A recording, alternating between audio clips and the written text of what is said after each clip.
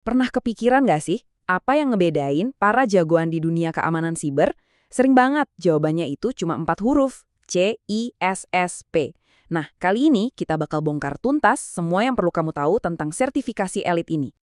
Jadi, apa sih rahasianya buat dapetin sertifikasi yang paling diincer ini? Yuk kita telusuri bareng-bareng, langkah demi langkah. Nah, ini dia intinya. ISC itu sendiri bilang, ini bukan cuma soal teknis loh, ini tentang kemampuan kamu buat memimpin seluruh program keamanan. Itu yang bikin beda.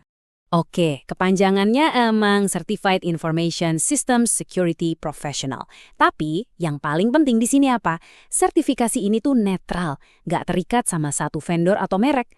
Artinya, ilmu yang kamu dapat itu berlaku di mana aja, nggak akan basi, cuma karena kantor ganti teknologi. Keren kan? Oke, kita mulai dari yang paling dasar dulu ya. Sebelum mikirin ujiannya, ada syarat-syarat yang harus dipenuhi. Ini gerbang pertamanya. Nah, ini pertanyaan pertama yang harus banget kamu jawab jujur ke diri sendiri. Kira-kira CV kamu udah siap belum buat CSSP? Yuk, kita cek. Ada 3 jalur utama nih buat memenuhi syarat. Jalur standarnya itu butuh 5 tahun pengalaman kerja. Punya ijazah S1 yang relevan?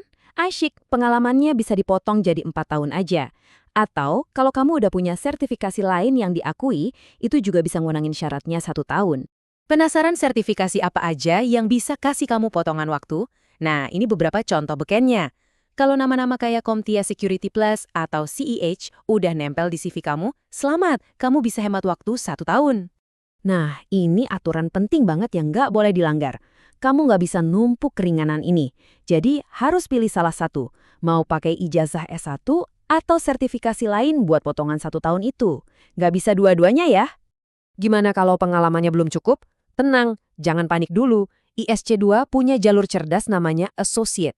Jadi, kamu bisa lulus ujiannya dulu, terus dikasih waktu kali 6 tahun buat ngumpulin pengalaman kerjanya. Ini strategi yang oke banget buat nguncik lulusan kamu sambil bangun karir. Oke, syarat udah beres. Sekarang kita bedah isinya. Anggap aja ini peta harta karun buat bahan belajar kamu. Nah, visual ini adalah contekan strategi belajar kamu. Lihat deh baik-baik. Keamanan dan manajemen resiko itu porsinya paling gede, 16%. Jadi kalau kamu bingung mau mulai belajar dari mana, ya dari sini. Fokusin tenaga kamu di domain ini dulu. Dan ini dia daftar lengkap ke-8 domainnya. Coba deh perhatiin cakupannya, luas banget kan?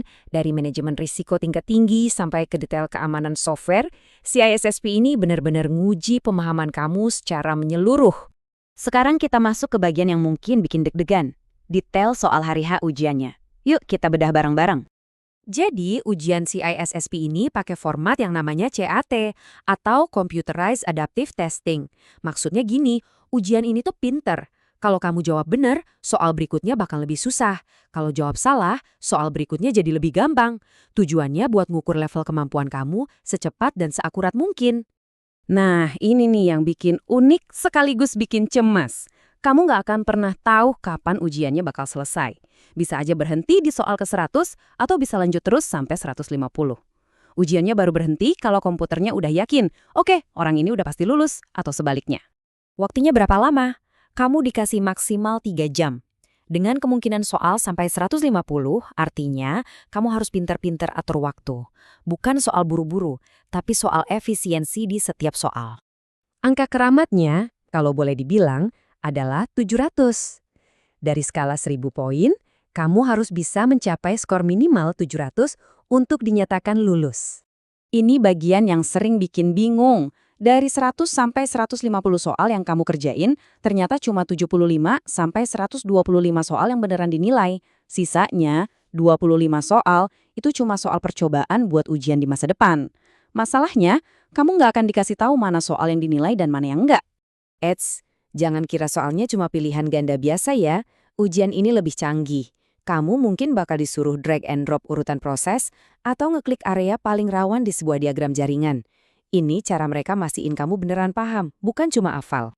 Dan ini aturan paling krusial yang harus kamu tanam di otak. Nggak ada tombol kembali. Begitu kamu jawab dan klik next, jawaban itu dikunci selamanya. Jadi, setiap keputusan itu final. Pikirkan baik-baik sebelum lanjut. Hore, kamu lulus ujian. Tapi, tunggu dulu, perjalanannya belum selesai. Yuk, kita lihat langkah-langkah terakhir buat resmi jadi seorang CISSP. Setelah lulus ujian, masih ada 3 PR lagi. Pertama, nunggu notifikasi resmi. Kedua, ini yang penting banget, proses endorsement. Jadi harus ada profesional lain yang menjamin pengalaman dan etika kerja kamu. Dan yang ketiga, tentu aja, menjaga sertifikasi kamu tetap aktif. Jadi, dapetin CISSP itu bukan garis finish, tapi malah start dari sebuah komitmen jangka panjang. Kamu harus terus belajar, ngumpulin 120 poin pendidikan tiap 3 tahun, dan bayar iuran tahunan. Tujuannya jelas, biar seorang CISSP itu ilmunya selalu relevan dan update. Jadi, setelah kita bedah semuanya, dari syarat sampai cara menjaganya, pertanyaannya sekarang balik lagi ke kamu. Sertifikasi ini adalah sebuah perjalanan, bukan cuma tujuan akhir. Apakah kamu siap buat ambil langkah pertama?